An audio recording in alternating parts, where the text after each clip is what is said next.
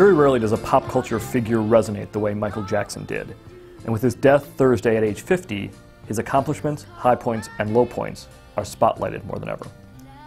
The world watched Michael Jackson grow up from child star to superstar to phenomenon to reclusive icon. The images we've seen over the last 40 years of his life reflect the man, his stardom, and his world in a way very few superstars allow. Born in Gary, Indiana in 1958, Jackson sprang to national prominence in 1967 when he and his brothers, the Jackson 5, won a show at the Apollo Theater in New York. Like few child stars before him, Jackson mixed precociousness, confidence, and exuberance, along with an incredible falsetto that made you not want to take your eyes off him. As he and his brothers performed, it was clear Jackson, the youngest of them, was the one to watch. Going solo in the 1970s, Jackson and his idol and friend Diana Ross co-starred together in The Wiz, the 1978 film from the Broadway musical of The Wizard of Oz. Jackson played the Scarecrow in a loose-limbed, very jangly interpretation of the Ray Bolger character.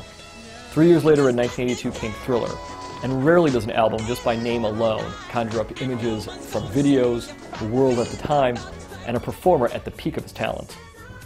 The moonwalk also becomes, oddly, a symbol of Jackson's life. Always walking forwards but wanting to go back, like the Peter Pan character he seemingly admired and wanted to become, Jackson would forever be trying to capture a childhood while becoming more and more reclusive in his adult years. Following 1987's Bad and 1991's Dangerous, Jackson's status in the pop world waned as his personal life became more prominent.